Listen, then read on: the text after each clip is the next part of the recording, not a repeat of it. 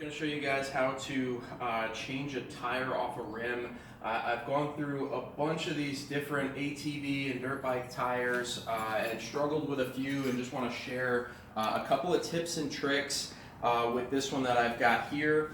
If you have, we'll go through removal and then installation. If you have a tire which you don't want to save, obviously you can cut it off like this here. Just noting that there's a big metal band here, so you're going to want some sort of metal cut-off type of wheel. It's very, very strong metal cord in there.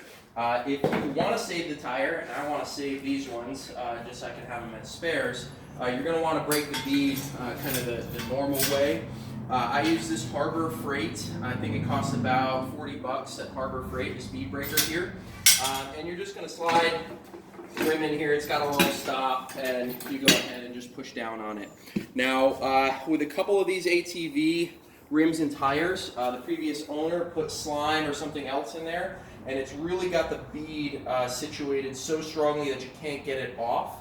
I actually broke a 2x6 trying to get the bead off of this one, and the trick that you can use here is when you're getting this bead breaker kind of installed or situated, you push it down a little bit and stick a tire iron in the side of the rim. And I know this bead is already broken, so you're gonna have to kind of follow the steps with a new one, and then just slide it around. So you go ahead and you just take this tire iron, it's stuck in there, and you go ahead and push it right down on the tire iron, and that gives it a little bit more catch and can actually give you an additional braking point, which is how I got these ones off. So if you're frustrated, you're thinking you need to use more leverage, I actually came close to breaking this bead breaker, putting all my weight on it and trying to use additional leverage. Just go ahead and stick a tire iron in one side and use it as kind of a little beak or hook to get in there and get yourself a little bit more staying power on the brake. So once you've broken the bead, now here's kind of the toughest part of it. It's getting the old tire off the rim. And the trick that I've been doing, which has worked really well, is actually taking some used motor oil, and I just obviously only 5W20 out of an F-150 will work here. Go ahead and you just take some used oil and you just put it all around inside on the lip of the tire. And this is going to make it really easy for it to come off. You want to get it both on the tire as well as on the rim itself.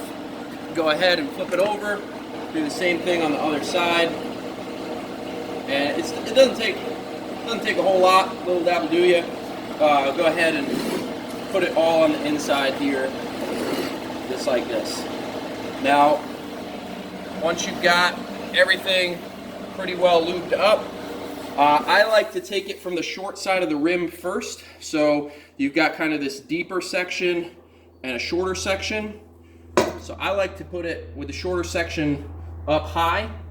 And once you've got it like this, you're gonna take, I've got two different kinds of tire irons here. You can kind of use your preference. I'll go ahead and I'll put my knee on one side, which will give me the ability to go right across from it like this. And usually what I'll do is I'll take this side right across from your pressure valve here. So you'll go ahead and you'll do this, and you'll kind of put your weight on the side of the tire, just like that. And this will free up the insides here to where you can get another iron in and loop around just like this. Now with this oil on here, it goes much, much easier than if you're trying to do it without any oil. And you can kind of see it sliding right up over. If you try and do it dry, you're definitely going to have a lot harder time. You're going to have to be much stronger than me trying to get this thing off of here like this. And once you've got the one side off, the second side is sometimes it's easier, sometimes it's harder, but I like to put my tire iron through just like this and try and get it on the other side like that, and then slide it down in there so you got some leverage. And then if it's oiled up nicely, when you go to push down, if you got enough leverage, it's just gonna pop right out like that. Just careful because it's gonna bounce out. But you see how much, just that little bit of oil, and it's all over this rim, which is a good thing when you're taking these tires off. I think that first one took me like 2 hours trying to get the thing off until I figured this trick out. So that's the trick. I'll go ahead and pause the video and I'll show you guys how to put the new one on.